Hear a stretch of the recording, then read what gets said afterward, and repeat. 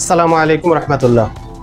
বিকাশ প্রতারণা থেকে বাঁচুন, প্রতারকদের ফাঁদে পা দেবেন না। আপনি কি বিকাশ ব্যবহার করেন? আপনার ফোনে কখনো কি অজানা নম্বর থেকে ফোন এসেছে?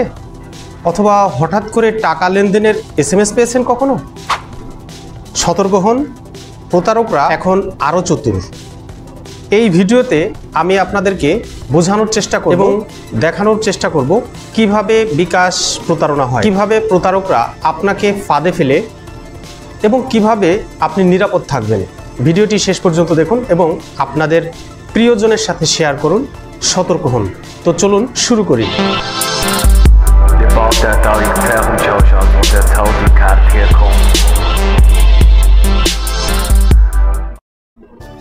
বিকাশ প্রতারণার বেশ কিছু ধরন রয়েছে। তার ভিতরে সর্বপ্রথম বিকাশ প্রতারণার যে ধরনটি সেটি হচ্ছে ভুয়া কল প্রতারণা। অর্থাৎ ভুয়া কল আপনার আসবে, অর্থাৎ প্রতারক পরিচয় সে কিন্তু আপনাকে কল দিবে না, সে সম্পূর্ণ তার পরিচয় গোপন করে আপনাকে বিকাশের অফিস থেকে কল দিয়েছে এমন অ্যাক্টিং করবে। আপনাকে বিকাশ অ্যাকাউন্ট ব্লক হয়ে গেছে, এটি চালু করতে হলে আপনাকে ভেরিফিকেশন করতে হবে, তার জন্য লাগবে আপনাকে OTP কোড পাঠানো হয়েছে, এই OTP কোডটি দিন, তাহলে আপনার বিকাশ অ্যাকাউন্টের লকটি খুলে যাবে। এটি সম্পূর্ণ একটি মিথ্যা বানানো গল্প, যেটি দিয়ে আপনাদেরকে ঠকানো হয়। সাধারণত সহজ সরল মনের মানুষ যারা, তারা হয়তো ধরেই নেয় যে অফিস থেকে কল এসেছে, নিশ্চয়ই এটি সত্য কিছুই, অথবা অফিসের বিকাশের অফিস থেকে হয়তো হবে। তখন সরল বিশ্বাসে পিন নম্বরটা বা OTP নম্বরটা দিয়ে দেয়। দিয়ে দেওয়ার সাথে সাথে এই প্রতারক চক্র আপনার সকল টাকা পয়সা সব যা কিছু আছে সব কিন্তু তারা হাতিয়ে নিয়ে নিবে একেবারে চোখের পলকে। এটা হচ্ছে 1 নম্বর প্রতারণার ফাঁদ। প্রতারণার ফাঁদের দ্বিতীয় নম্বর আমি যেটা বলবো সেটা হচ্ছে ভুল টাকা ফেরত নেওয়ার ফাঁদ। এটি একটি অভিনব পদ্ধতি।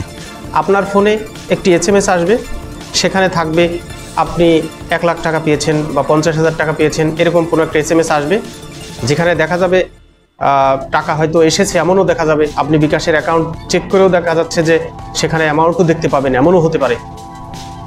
কিন্তু এটি সম্পূর্ণ প্রতারণা, একটি ভুয়া SMS, আপনি নিজেও বুঝতে পারছেন না। তারা অভিনয় করবে যে আপনার নম্বরে আসলে আমাদের 50,000 টাকা চলে গেছে, কাইন্ডলি টাকাটা যদি ব্যাক করতেন বা টাকাটা ফেরত দিতেন। তখন আপনি যদি কোনোভাবে এই টাকা ফেরত দিতে গিয়ে ইচ্ছাও পোষণ করেন ফেরত দিতে, তখনও কিন্তু টাকাটা আপনার এইখান থেকে যাবে না। আপনি যদি ফেরত দিতে যান তাহলে আপনার অ্যাকাউন্টে, মূল অ্যাকাউন্টে যে ব্যালেন্স থাকবে সেটি চলে যাবে তার কাছে। সে কিন্তু আপনাকে ভুয়া SMS পাঠিয়েছে এবং যে টাকার যে অ্যামাউন্টটা দেখাচ্ছে এটাও ভুয়া। এটি খুবই চতুর এবং চতুরতার সাথে এই কাজটা করা হয়। এটি কিন্তু যারা একটু অ্যাডভান্স লেভেলের তারাও অনেক সময় এই প্রতারণার ফাঁদে আটকে যায়। শুধু যারা একদম গ্রামের সহজ সরল মানুষ তারা না, এই প্রতারণার ফাঁদে যারা শিক্ষিত যুবক, শিক্ষিত মানুষ, এরাও আটকে যাবে। এটা এতটাই বলতে পারেন ভয়ানক একটা ফাঁদ। বিকাশ প্রতারণার 3 নম্বর যে ফাঁদ সেটি হচ্ছে লটারি বা অফারের ফাঁদ। আপনি 1 লাখ টাকা জিতেছেন এমন ভুয়া SMS বা কল আসবে আপনার কাছে। তখন আপনি সরল বিশ্বাসে আপনার ব্যক্তিগত তথ্যগুলো তাদের কাছে দিয়ে দিবেন। তারা আপনার ব্যক্তিগত বিভিন্ন ইনফরমেশনগুলো কালেক্ট করবে এবং এই ইনফরমেশনগুলো থেকেই আপনাকে ব্ল্যাকমেইল করা হবে। আপনাকে এমনও বলা হবে যে আপনি যে 5 লক্ষ টাকা পেয়েছেন, আপনার এই টাকাটা উইথড্র করতে হলে আমাদের রেজিস্ট্রেশন ফি বাবদ আপনাকে 20,000 টাকা আগে অ্যাডভান্স পে করতে হবে। তখন যদি আপনার আশেপাশে কোনো বুঝমান, একটু ইন্টেলিজেন্স পারসন যদি না থাকে, আপনি খুব সরল বিশ্বাসে 20,000 টাকা তাদেরকে দিয়ে দিবেন এবং আপনি 5 লাখ টাকার অপেক্ষা করবেন। আপনি এটা বুঝেন না যে 5 লাখ টাকা আপনি পেয়েছেন, কেন আপনার কাছ থেকে 20,000 টাকা নিবে। এটি একটি সুচতুর সুকৌশলে আপনার কাছ থেকে এই টাকাটা হাতিয়ে নেওয়ার একটা ফাঁদ। সাবধান। এই সকল ফাঁদ থেকে নিজেদেরকে নিরাপদ রাখুন, নিজে বাঁচুন, সবাইকে বাঁচান। সতর্কতার কোনো মার নেই। আমি যদি সতর্ক থাকি কখনোই আমাকে ঠকাতে পারবে না, কিন্তু আমি যদি অসতর্ক হই বা আমি যদি ব্যতিব্যস্ত হয়ে পড়ি তাদের কথায়, তখন কিন্তু অবশ্যই তারা আমাকে ঠকিয়ে দিবে, এতে কোনো সন্দেহ নেই। আর নিরাপদ থাকার উপায় হচ্ছে কখনো কখনো কাউকে আপনার বিকাশের পিন নম্বরটি দিবেন না। অজানা কোনো নম্বর থেকে ফোন এলে খুব সতর্ক থাকুন। বিকাশের অফিসিয়াল নম্বর হচ্ছে 16247 16247। এই নম্বর ছাড়া অন্য কোনো নম্বরে কল আসলেই সন্দেহ করবেন যে সেটি বিকাশের নম্বর নয়। ভুলে টাকা পাঠানো হয়েছে এমন দাবি যদি কেউ করে, বিকাশের কাস্টমার কেয়ারে যোগাযোগ করবেন 16247 এই নম্বরে। অতিরিক্ত অফার, লটারি জেতার কথা, এ সকল কোনো গল্প, আষাঢ়ি গল্প শুনলে বিশ্বাস করবেন না। সাথে সাথে তাদেরকে প্রতিহত করুন, ফোন নম্বরটি ব্লক করে দিন। তাদের সাথে কোনো রকমের কোনো কথাই যোগাযোগই করবেন না। এরা সম্পূর্ণ ভুয়া প্রতারক চক্র।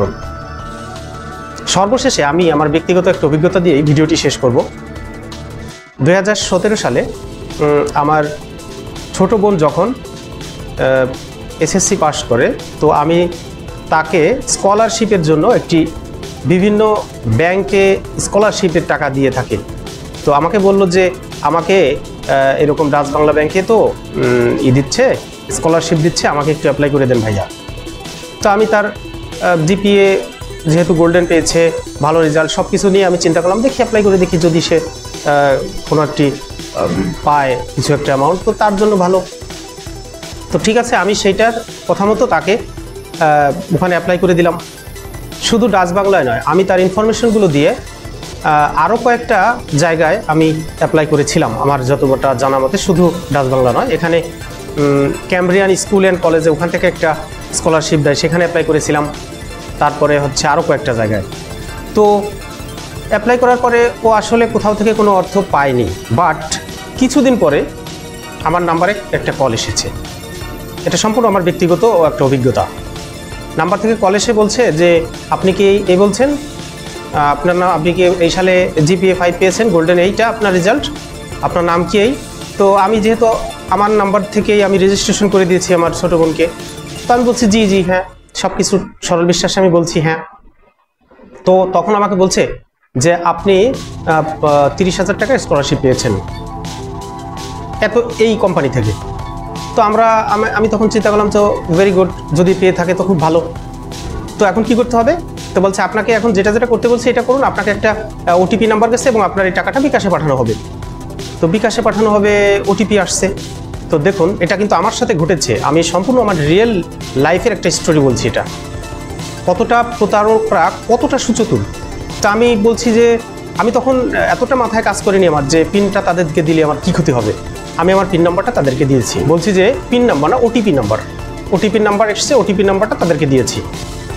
ওটিপি নাম্বারটা দেওয়ার কিছুক্ষণ পরে দেখছি আমার বিকাশে ইনস্ট্যান্ট 3,000 টাকা ছিল, আমার বিকাশের 3,000 টাকা নেই এবং টাকা চলে গেছে। আমি টাকা ক্যাশ আউট করছি, সে SMS আসছে। রীতিমতো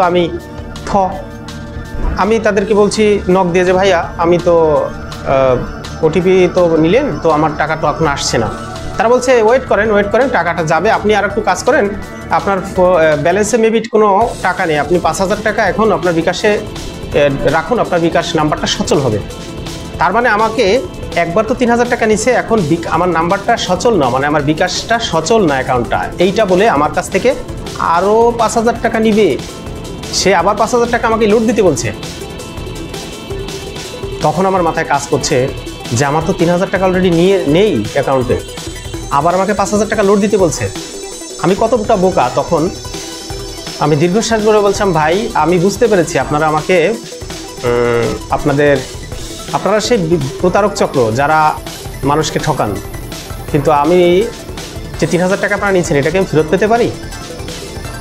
তারা মৃদু হেসে ওই পাশ থেকে বলল যে এটা তো আর কখনো পাবেন না, তবে ঠিক আছে রাখি, এইটা বলে কেটে দিলে। আমি কিন্তু ওই নাম্বার থেকে বহু চেষ্টা করেছি, আর পাইনি। আমি কাস্টমার সার্ভিসে যোগাযোগ করছি, বিভিন্ন জায়গায় যোগাযোগ করছি, তারা আশ্বাস দিয়েছে, বাট আমি ওই টাকা 3,000 কিন্তু ফেরত পাইনি।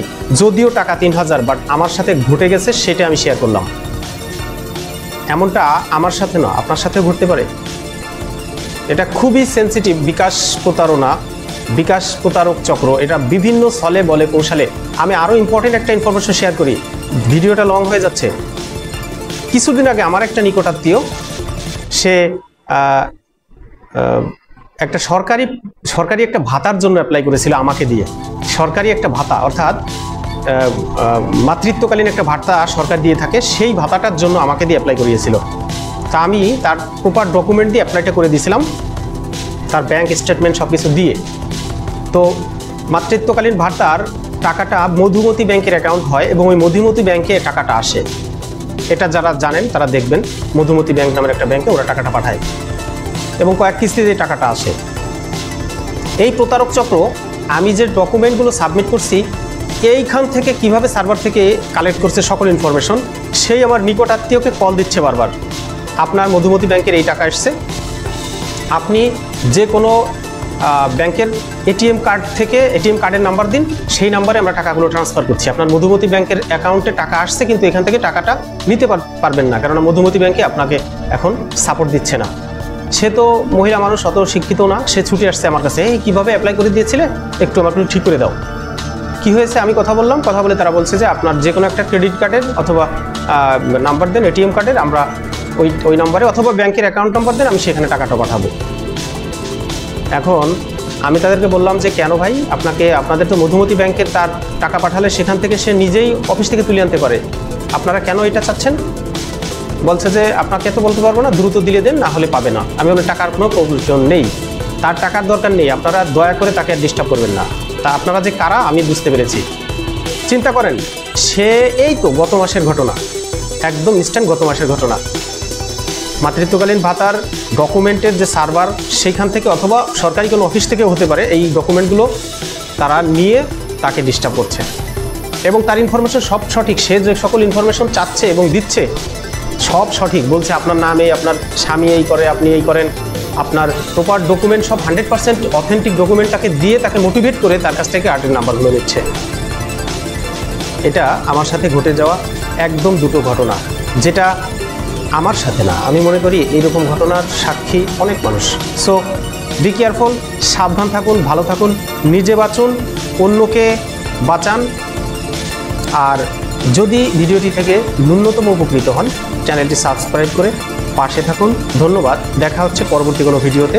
সেই পর্যন্ত ভালো থাকুন, বিদায় নিচ্ছি। আমি আল মামুন, আল্লাহ হাফেজ।